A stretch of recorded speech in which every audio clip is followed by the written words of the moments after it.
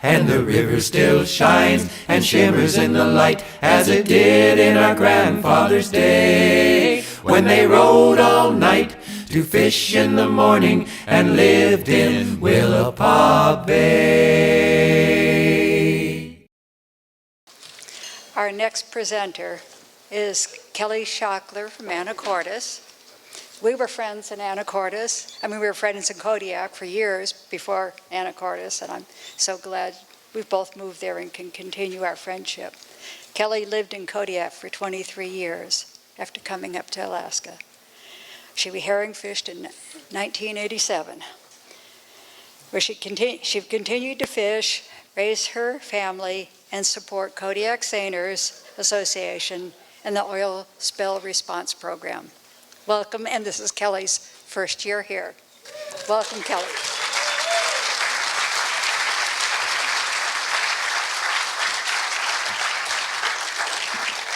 Good evening. So glad you're here tonight to share in this set and these stories. I'm going to do something dangerous and hold this. Joel's not here, but welcome back, Joel. It was awesome. So this is, I did a set last night, so this is my second set, and these are more terrifying than any seine sets I made for herring. So just so you know, I'm glad you're here though to share in this collaboration and partnership, because this is a together thing, right? It's not just about us up here doing this. We are together, so thank you. So I have two pieces for you tonight. These were birthed out of my first year of trauma fishing. And they're all true stories, and I can't wait to read them and share them with you. This first one is called The Unknown Unknown, and it is my origin story. Aspirations running deep in my soul, a business entrepreneur, or like my dad, a corporate management leader. This was infused in the paternally provided half of my DNA. And safe in my mother's womb, I knew I would be a business professional, ascending the ladder of perceived success as I grew up in the outside world. Forcing my younger sister to play office with me, I was always the boss. And she was always my assistant in whatever pressing pretend business I needed to conduct. Using the bright pink memo pads to record my imaginary incoming calls from important customers, eagerly filling out carbon triplicate order forms with Bic blue ink pens, all taken from Dad's office supply closet on those Sundays when he dragged us to his Seattle company headquarters so he could organize his agenda for the upcoming week. My early business dreams taking shape in a pre-adolescent mind in a day when we activated our imaginations without electronic means. My vivid hallucinatory narratives catalyzed through blue-collar jobs serving food and drink to local Seattleites. My vision clinched unceremoniously with a marketing managed degree from the University of Washington, ready to launch myself into my well-thought-out dream. And then, coming from an unknown, far-off place, with meteoric force, swooshing me out of one dream and into another, made up of subconscious adventure and desire, I am unexpectedly intercepted by another storyline, landing on a Kodiak-based seiner bound for the 1987 Alaska herring fishery. What would become a 6-month life experiment in the waters from Cook Inlet to Togiak and back to Kodiak, 4 strange men, me the uninitiated, fishing life ignorant, cork stacking, maker of meals, baker of treats, who would eventually be the keeper of secrets and peace, soother of tempers. Leaving an obnoxious, cheating, one-dimensional boyfriend and a cadre of anxiety-ridden, fear-filled family and friends behind was the easiest part of this journey. My fishing knowledge was sparse. Buoy, bow, stern, rope, line, forecastle, purse line, davit. A new world where learning came without teaching, where mansplaining would have been welcome. Like menthol CBD cream on aching hands. Figure it out by observing, or the slim chance of receiving short, curt explanations if a question were dared asked. Doubt-tinged glances spliced with demeaning barbs when the right action was not taken. Beating our way southwest from Seward through a Poseidon-inspired wind and waves, I'm lost inside the shadowy interior of my child-sized bunk, burrowed mole-like, deep within my brand new indigo down sleeping bag, arguing with myself, salty rivulets of tears flowing like the briny ocean waves sliding down the galley windows, squall blasts etching runic patterns of sadness on the glass. As we forge our way from Seward to Lower Cook Inlet to make the spring's first herring opener the next day, I second-guess the rightness of my choice to take this risky out-of-character journey.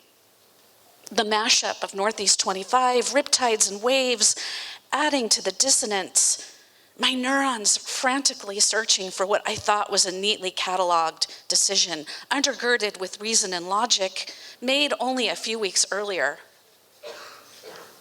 How did I get here? Arnie's North Shore Bar and Grill on Lake Union. A go-to winter moorage slip for those Kodiak fishermen fleeing last season's hardships. That safe place, just inside the breakwater, where congregating like raucous sea lions, they could vividly visualize the upcoming season's riches and easily coil last season's failures into an unassuming tidy pile of delusion. Effervescent servers of potent elixirs and standard bar food bustling past corner booths, bantering and gossiping like college roommates, which we were.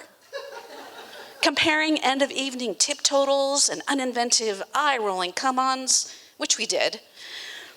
The captain is anchored at the bar. His fifth Irish coffee, a lighthouse monotonously captivating a weary mariner after unrelieved hours on watch. The fifth night in a row that week, a replica of the night before and the one before that.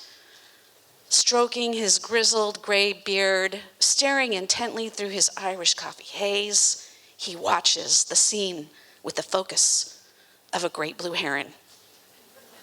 The rhythm of the plays keeping time with his thoughts, carefully considering which one of us might fit the bill. It was well known amongst us cocktail servers he desperately wanted Julie to be the one. Model-worthy legs and straight honey flax hair that hit just above the waistline of the navy blue polyester Arnie's issued skirts we were made to wear. Barbie's twin sister, but more human and less fashionable. A gleaming smile as bright as the polished chrome fender on his classic Kodiak jade green Ford truck with the picking boom jutting off the front. Yes, she'll make a fine galley cook on board the Orca, his 47-foot aluminum seiner he used to pursue unsuspecting schools of Pacific herring and salmon. She'll provide a steady daily feast for his starving eyes and steely gray famine thoughts on those never-ending conjoined Alaska Peninsula fishing days. But when he asked her to go with him and his motley crew of 3 untamed men, she laughed and derisively said, "No way, I'd never touch a fish."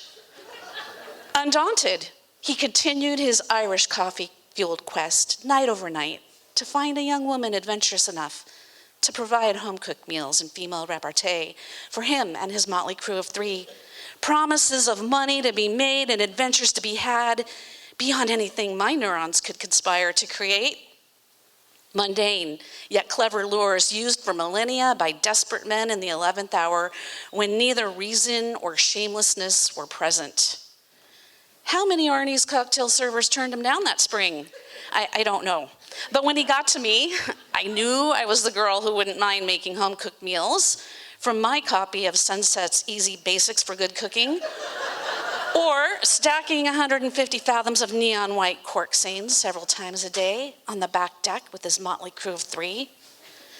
Years later, as I contemplate why in another of my reminiscent recalls, I realize now that stepping onto the unknown divergent path this Alaska fever dream offered then was the manifestation of the wild, formative nourishment my young, untested soul stealthily craved.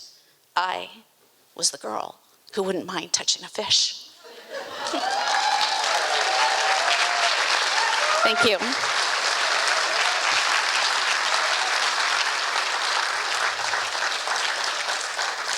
That was a tough year. That was a lot of good memories. And I'm going to encourage you young fisher people, write stuff down. Use a journal like Dan was talking about. I didn't, and I regret it. One of my regrets. I don't have very many, but that's one. Write your stuff down, because when you get to my age, you're going to want to look at it and write poems and be up here. Maybe sooner than when you're 60. All right, the second one, Captain Doom. We called him Captain Doom when he wasn't around, a nickname creatively bestowed upon him by his first son. It fit. The rest of the crew instantly followed suit. When he wasn't around, we were tied fast to the dock in St. Paul's Harbor, prisoners oiling teak, cleaning anything we could think of for a second and a third time. While what felt like the entire fleet of 385 Kodiak seine permit holders were out catching record numbers of $3.75 a pound reds. If you quit now, I'll cut your herring cruise share in half, he'd warn us oppressively. When he wasn't around, he was in his VIP chair down at the bar at Tony's, spending our cruise shares on blow and crown, telling the same old tired stories he'd already told, season after season, year after year, decade after decade. Smugly delivered half-truths, an artful mix of what could have been, what might have been, what was dimly recalled, and then enhanced greatly.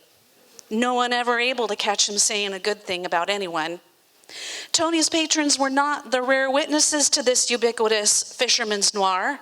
Captain Doom could sit hunched for hours, belly resting comfortably on thighs, regaling these fables at whiskey-sodden bar tops, from Yakutat to King Cove to Dillingham. Faintly calloused fingertips earned from making love to multiple drinks. The time he duck-loaded the Naiad 4 times in one day. The time he out-aggrandized Messersmith 6 times in 2 days. The time he knew better and was smarter many times in as many days. Citrus peel strength bitterness and Alka-Seltzer-laced regret of past relationships wrapped tight like several hundred pounds of herring pinched hemorrhoid style in a monster Togiak set. The bulge branding deeply grooved repeated crosshatches into receptive silver herring soma, bruised and scarred for a lifetime, but still alive.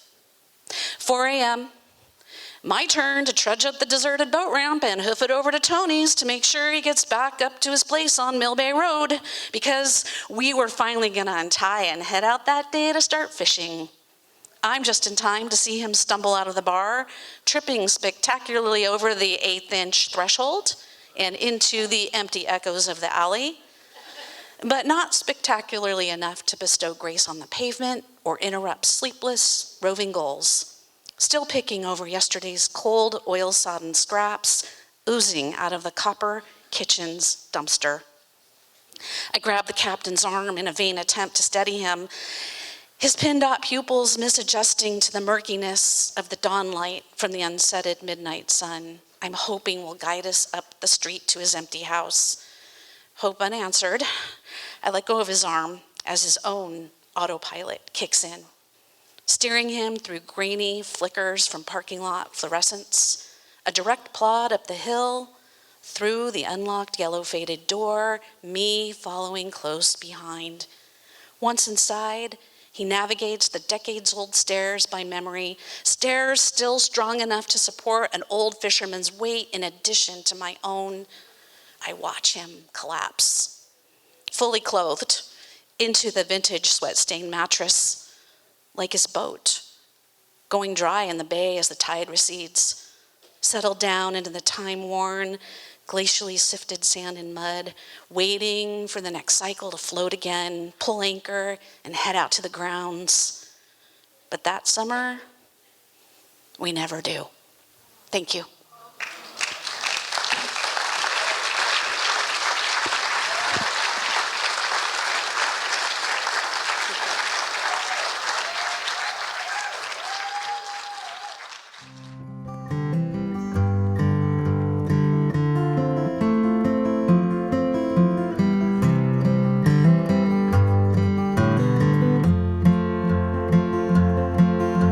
The fire burns bright in the farmhouse fireplace. Closing the logbook, you start to sing. Fishing boats are iced in, snow outside calls me. It's a red late afternoon, I hear a church bell ring.